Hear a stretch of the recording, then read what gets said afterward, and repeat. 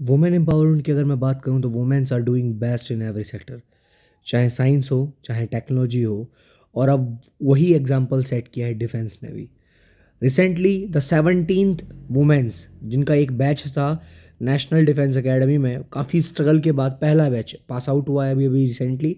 और ये अपने आप में एक बहुत बड़ी न्यूज़ है, बिकॉज कि आज की डेट में जहाँ पर मैं देख रहा हूँ कि एनडीए में छोड़ो, अगर मैं नॉर्मली फुल्ली कमीशन के लिए मैं बात कर रहा हूँ, वुमेन्स को एक छोटी छोटी चीज़ों के लिए स्ट्रगल करना पड़ रहा था डिफेंस में एंट्री के लिए।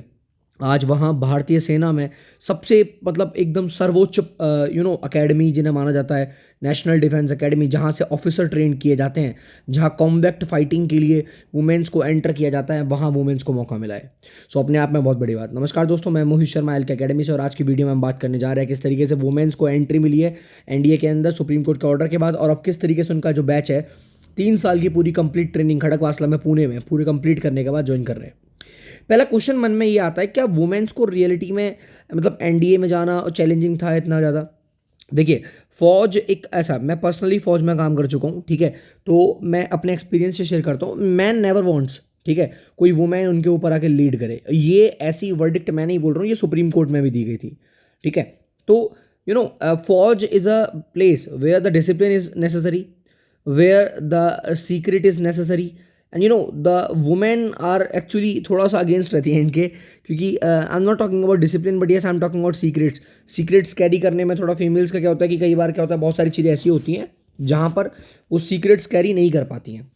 And there are many many different areas जहाँ पर फौज अपना क्राइटेरिया कभी चेंज नहीं करेगी। हालांकि एनडीए में डिफरेंट डिफरेंट टेरेन तैयार किए गए हैं। देखिए, फौज के अंदर आज भी अगर मैं बात करूँ तो फौज में आज एनडीए में एंट्री मिली, अब कल को शायद इनको आईएमए में एंट्री मिले या किसी और सेक्टर में एंट्री करे, because womens are proving them self to be the best in. But the rule is one कि भाई साहब आपको हमारे हिसाब से डलना पड़ेगा। तो इन फौज, if I would like to tell you, in a फौज, in a army, if a women is going, actually एक फीमेल अगर वहाँ पर जा रही है, एंट्री कर रही है, so it's not a female, she is not a female actually, she will be counted as a फौजी always. If a male is going there, he will not be counted as a male, he will counted be as a फौजी।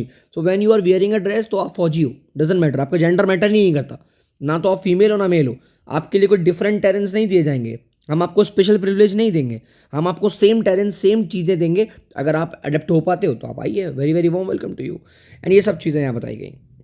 फिलहाल क्या हुआ, बहुत सारे role हुए 2021 में, 2022 में सुप्रीम कोर्ट ने हाँ करा इन लोगों को, एंड उसके बाद इनका पहला बैच तैयार होता है जो कि 2025 में अभी अभी पास आउट हुआ है पुणे खड़गवासला से।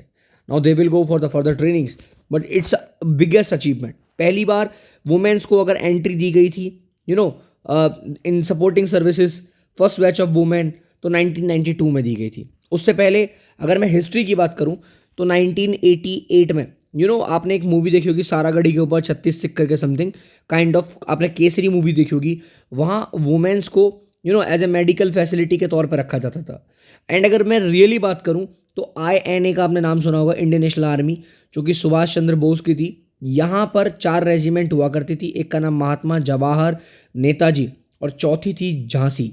याद रखना, ये जो झांसी 4th रेजिमेंट थी, इसकी जो लीडर थी उनका नाम था कैप्टन लक्ष्मी। तो ये वर्ल्ड की फर्स्ट वुमेन रेजिमेंट है, ये वर्ल्ड की फर्स्ट वुमेन रेजिमेंट है। आप ये वाली बात याद रखिएगा, it is the most important thing. यहाँ से शुरुआत हुई है।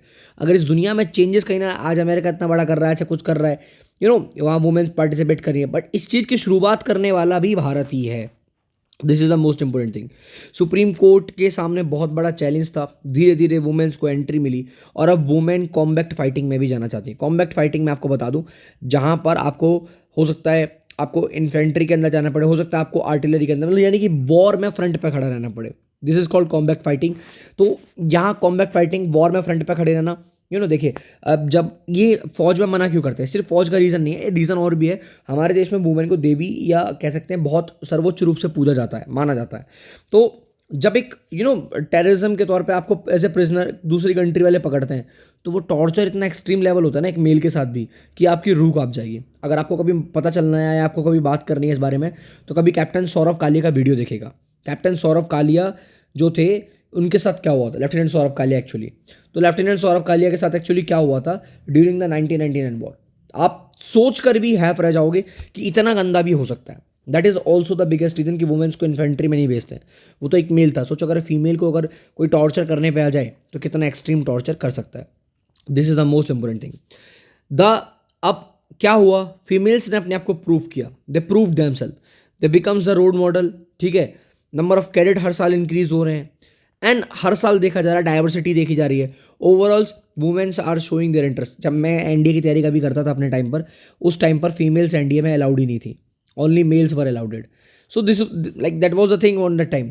अभी क्या हुआ, एनडीए के अंदर ना इन लोगों के लिए डिफरेंट डिफरेंट टेरेंस रखे गए हैं। देखिए हर चीज़ तो सेम नहीं हो सकती, ऐसा तो नहीं है कि सारी एक्टिविटी सब कुछ सेम होगा, but yes maximum 90% up to 90% चीज़ें फीमेल कैंडिडेट वही कर रही है जो एक मेल कैंडिडेट कर रहा है।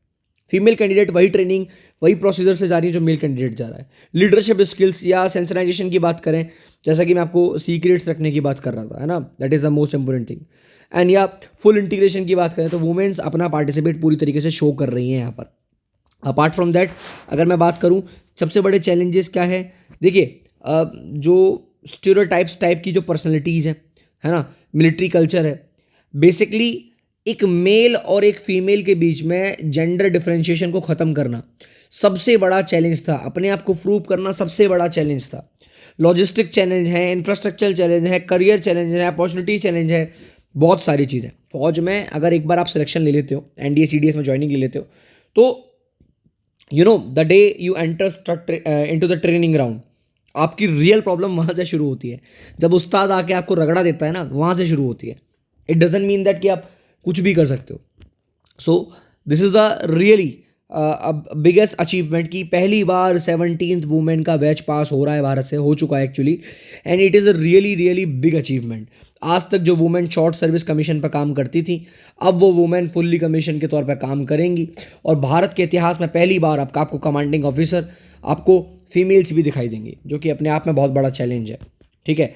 Now the future protest and opportunities जो हैं, सॉरी प्रोस्पेक्टस एंड अपॉर्चुनिटीज़ जो हैं, कि अब एक्सपेक्ट बेसिकली हम इनके जो कॉम्बैक्ट रोल हैं फौज के अंदर, वहाँ पर हम इनको एक्सपेंड कर सकते हैं।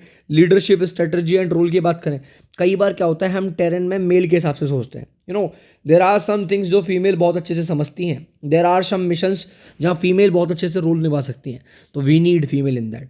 मेंटरशिप एंड फ्यूचर जनरेशन के लिए एक आज की डेट में एक पूरी सीढ़ी बन चुकी है जिससे वो अपनी ग्रोथ की तरफ आगे बढ़ सकें। जेंडर इक्वलिटी में फौज का इस टाइम पर अब कोई जवाब नहीं है। फौज ने अपने आप को चेंज किया, जो कि अपने आप में बहुत बड़ी बात है, वरना फौज जानी जाती है अपने आप को चेंज ना करने के बारे में। So it is the biggest thing कि फौज ने अपने आप को चेंज किया, बहुत बड़ी बात है। दूसरा एंड सबसे लास्ट कंक्लूजन क्या है इसका पूरा का, नाउ अब जिस जगह पर मेल काम कर रहे थे वहीं फीमेल्स होंगी। सो ये जो जेंडर वाइजम था वो प्रॉपर तरीके से ख़त्म हो चुका है। एवरीबडी इज इक्वल, इधर मेल और female, everything is equal. It's a symbol of progress, ठीक है। It's a commitment to the equality and it's a call to the action, and it's a great achievement for the military leadership, it's a great achievement for the फौज, it's a great achievement for the army, navy and air force, it's a great achievement for the NDA. And women's really did well.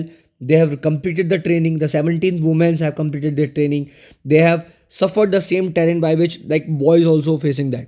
So I hope आपको आज की video बहुत अच्छी लगी होगी, interesting लगी होगी, and you know it's a inspiration for the womens. You also need to look out into that factor. चलिए, आई थिंक आपको मजा आया होगा आज की वीडियो में, ठीक है। तो बने रहिए हमारे साथ, हमारे एल के अकेडमी के साथ हम हमारे कोर्सेज को भी ज्वाइन कर सकते हैं, ठीक है। तब तक मिलेंगे नेक्स्ट वीडियो में, तब तक के लिए जय हिंद, वंदे मातरम।